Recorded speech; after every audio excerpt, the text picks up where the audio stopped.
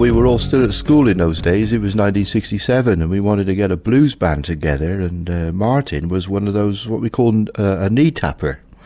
There weren't very many knee tappers around Ross, and he was always tapping his knees along to all the records on the radio. And one night we were up in the marketplace there and it was raining, you know, and we said, well, we'll give you a go on some drums. What about that? And he didn't have any drums at the time.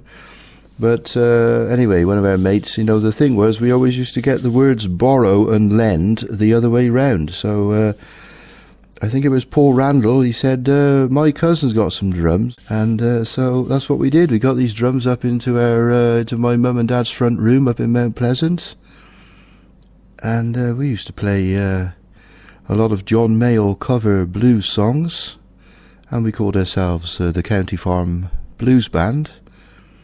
And we used to play Dust My Broom about 100 times in one night, over and over again, and then my mum used to come in with the egg sandwiches.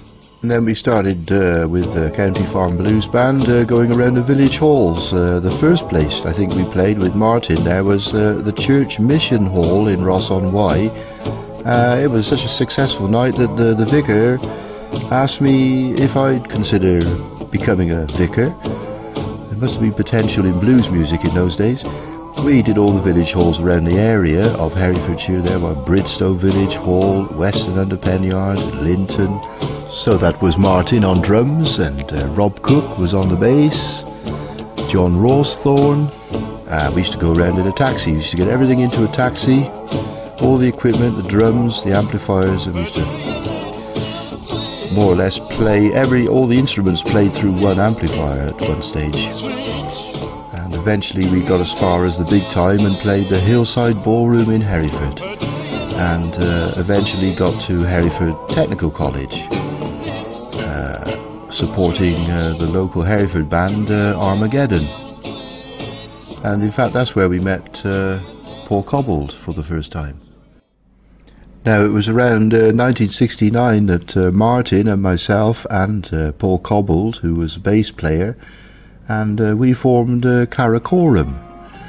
And as Karakoram we played all over England for 3 years, including the Marquee in London several times, the Lyceum, the Cavern in Liverpool, and we played quite a lot in Hereford, in the Hereford area, at the Hereford Teachers Training College, and eventually we played at the Hereford Football Ground with also Mott the Hoople there as the main band. Of course, all the best roadies came from Hereford. There was Brian Morgan, Clint, Dave Craig. Those were the lads that used to get us around. And a lot of gigs we had in Hereford were actually at the colleges, and the roadies knew the girls at the colleges, and that's how we got in there, you know. And when Karakoram were playing around in London around 1970, I used to doss down at this flat with these lads from Hereford, and there was Pete Farndon. I used to know Pete Farndon quite well then, and he used to come to Karakoram gigs. He said, well, how am I going to get in? And we said, well, you're the extra roadie. So everywhere we went, we used to suddenly have these extra roadies to get Pete Farndon in to the gigs. A great character. And when we needed new plectrums or strings for our guitars, we used to go into the Cathedral Music Shop in Hereford. And on Saturdays, there was a young lad there, a schoolboy really, about 15 years old. Well, that was James Honeyman-Scott. That's where we first met him. He once asked me for my autograph, which was quite something. And our roadie Brian Morgan told me he remembers going in there the first time and seeing this lad with a school blazer and a tie, you know, and just sat there playing his guitar, and he thought, what's this then, you know? And well, the rest was history. And around, I think it was 1971 that Karakoram eventually broke up, and the rest was histrionics.